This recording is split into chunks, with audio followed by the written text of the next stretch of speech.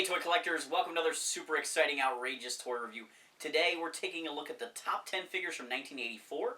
This is based on a poll that was voted on the G.I. Joe, A Real American Hero 1982 to 1994 Facebook group. With about 500 votes. 561. 561 hours, almost 600 votes on this one. And we're going to take a look at the top 10 figures. 84 was like a big year. I mean, not that 83 wasn't, but 84 really was kind of an explosion of the brand. They got a lot more creative. We started to see more of the tie-in media with the mini-series and things like that. So I think some of these characters are even more like pop culture iconic. We're getting away from the green shirts more and more. Yeah, fading away from that. This should be an interesting list. In the number 10 spot, we have Roadblock. I mean, there's one of the most popular figures in the line, at least character-wise. I personally love the 86 version more than the 84, but that's just the era that I got into the line. I wish the 84 version was beefier and bulkier like the 86. Yes. I don't love necessarily the deco of the 86, but the 84 to me, I like the deco thin. more. And he's just a little, because he's essentially kind of the counterpart or running mate with Gung Ho. Right. And you would want them to kind of be like the yin and the yang. And I just felt like Gung Ho as a figure was molded to be kind of beefy, whereas Roadblock was portrayed as being that, but the figure's arms were a little skinny. Like, he's just not as badass as I would want him to be. I agree, and that's why I lean towards the 86 one. But his accessories are awesome. Oh, the machine gun, the backpack with the little ammo tripod, case and stuff, I mean, tripod. yeah. It's great. A Browning, yeah, it's great. Number 9, we've got Ripcord. Kind of surprising because he's sort of generic. Yeah. I loved him as a kid. I did really like the figure, the camouflage, kind of like Stalker from 82. Yep. Just very striking. The parachute pack is nice. The oxygen mask. He's a decent figure for sure. Yeah. He had a little arc in the comic book that was kind of important, but he never really got a lot of play in the cartoon at all. Yeah. I mean, it's a figure that you kind of think like it's a little generic. I love the mask. I love the paint scheme. I love the color palette they chose for him. I love his gun. I army built his gun, so of course I love his gun. I'm surprised he's in the top 10. I'm a little surprised. Yeah.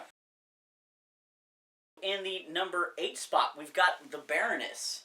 Now, how is Baroness not higher? I'm shocked she's that low. Let's see here. She got 16 votes. That's it? That's it. That's crazy. I'm stunned. Because she's the fanboy dream. She's the only female Cobra, really, for several years. And everyone loves Baroness. Everyone loves the Baroness. Now, the only reason I think that she's that far down is because of some of the other characters that came out in 84. Because there's some great characters that came out in 84. So, and if you love Cobra, yeah, your loyalty is split on this one. Yeah, because you have too many options. Too many options. Yeah. That's the only thing that makes sense to me. In the number 7 spot, we've got the hooded Cobra Commander. So not the regular Cobra Commander, the hooded Cobra Commander. And he did better than Baroness. And that's surprising to me. Okay. I mean, I love the hooded variant. I had do too. It as a kid. Yeah. I remember the day the little box came in the mail. I had forgotten that I had it was so long of like, did it come? I forgot about it. And then when it did come, it was like, Cobra Commander. Absolutely. Here. But a little bit surprising. Yeah. That he was able to beat out the Baroness there. Yeah. In the number 6 spot, we've got Recondo. Now, I love Recondo. I mean, anyone who knows me knows I army build Recondos. I love him. He's got so many different paint applications for the camo. I love that guy. He is a cool figure. I mean, to me, and I have said this before, as soon as I saw him, all I could think of is Romancing the Stone. Like, I just saw Michael Douglas all day, every day in him, and I just thought that was a great movie. Love the character. So every time, I think it's Michael Douglas. He's a really great figure that didn't get a whole lot of media support either. Kind of like Ripcord, where, like, he's a really cool looking toy, but, like, you know that the fan community doesn't have as much lore tied into him as some of these other characters. So to beat Cobra Commander and the Baroness, that's impressive. That is. In the number 5 spot, we have Mutt and Junkyard. I have a soft spot for any toy that comes with a pet. I bought the Slaughter Marauder one because I just wanted the leash to put on my junkyard that I had lost for my original version. Now, I love Mutt and Junkyard. I remember seeing this figure in '84, and I thought the color palette for the figure was just fantastic. That green that they used for him is just perfect. I don't know where they came up with that green, but it's not an army green. It's no green that you ever... It's almost like an emerald green, but it's fantastic. And the whole idea of him and his personality and like... The muzzle for the guide. Oh, yeah. I love the dog mitt. Yeah. It's great. Yeah, and he had just the right amount of accessories. He's got the dog and the leash, and he's got the baton, and he's got this fantastic submachine gun, which is the MAC-10. I mean, everything about him, it's like, it just worked. It was a full package, and there was nothing, he was flawless to me. And he worked great in the media, too. He got just a little play in the comics and the cartoon, but was very memorable as a character. In the number 4 spot, we have Spirit. Again. It's got a pet. It's got a pet. It's got a pet. And Freedom, yeah. I mean, it's perfect. Yeah. For G.I. Joe, a real American hero, to have this super patriotic pet bird. Yep. Yeah, Spirit might be a little stereotypical, but I don't think there was anything about that in the 80s. Like, I think that was very much done in honor of Native Americans and not to, like, play on any of that. And it was a cool figure. The spear gun with the backpack that had the spears on it, like the I mean, you'd never seen that before. That was so great. Yeah. Really cool figure. Really cool, and the sculpt that they did on that figure. Fringe details down the pant legs. I mean, all the feathers on his chest. The gold bracelets.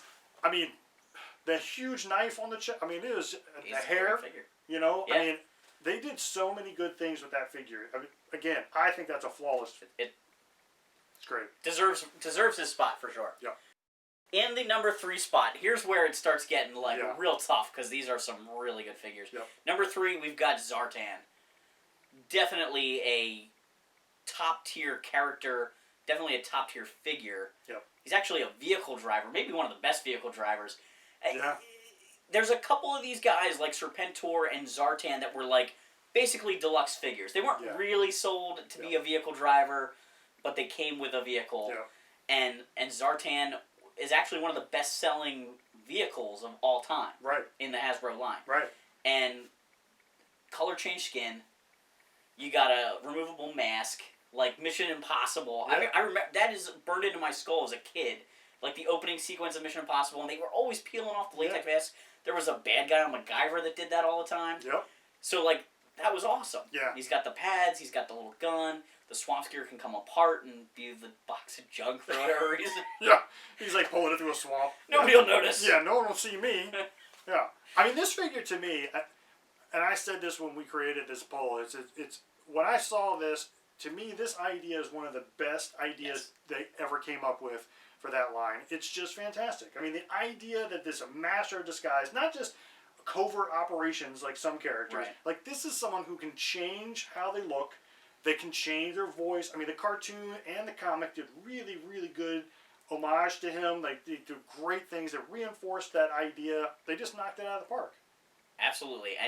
And created like a whole like legacy because they obviously weren't planning, or at least I don't think they were planning on giving him a whole sub team when they started, but my goodness, the Dreadnoks are one of the most popular line of figures that aren't a branded like reuse, like, oh, we're gonna make Tiger Force. Like it's like a whole unique team that lasted for years. They just trickled out guys. We'll just keep adding to his gang.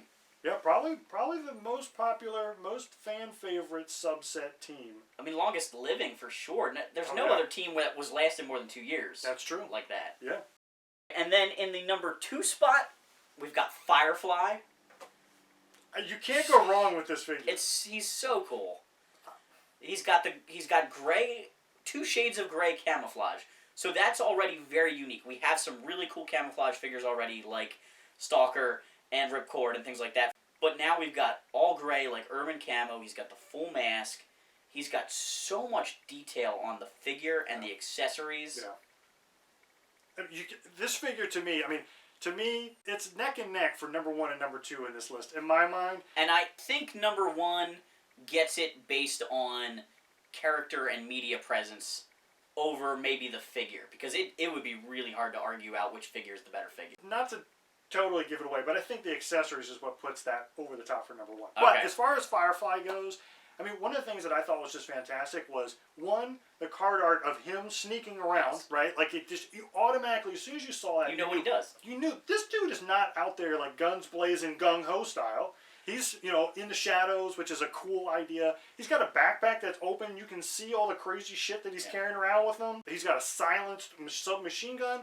I mean, what could go, what, this guy is awesome. I love the fact that they sold a kids roleplay Saboteur set Yes. based on this guy's backpack. Yeah. That's insane. Yeah. It's amazing that happened. I mean, it just shows you how popular he was. It was great. Yeah. All right, and the number one spot, if we didn't give it away already, and arguably one of the most famous and popular characters in the whole franchise, Storm Shadow. Yeah. That white ninja with the black sash and the big old Cobra logo is iconic. Like, every iteration of him, every time we get like a relaunch of G.I. Joe, they always go back to that look. Even though he's got a ton of looks with the, you know, his flip over to the Joe Team and Ninja Force and stuff like that, that mostly white with the black sash thing, that's the way he looks in the movie, that's the way he looks in the cartoon. He looks like that in Sigma 6. Like, it's, you can't top that design for this character. No. I mean, this figure to me, again, this is a perfect figure. It's perfect the way they designed him. It's a perfect concept. The accessories are perfect. I mean, how are you going to see any other figure that has a backpack, but the bow attaches to the backpack? You've got two swords. They can go in to the backpack, and then he still has the nunchucks. I mean, phenomenal. It's so good. Yeah, phenomenal. Snake Eyes, my old nemesis. I wondered when you'd show up. Well, let's finish what we've started. So, I mean, I think that the voting on this was a very difficult year. Yeah. With those characters. It's amazing, though, that, like, Cobra was able to lock in the top 3 on this list. Like, just the Joes couldn't touch it that year. I agree. It was a really strong year for Cobra. Yeah, it was. All right, thanks for watching this super exciting, outrageous tour review. Make sure to like, subscribe, and check back as we go through more of these top 10 lists.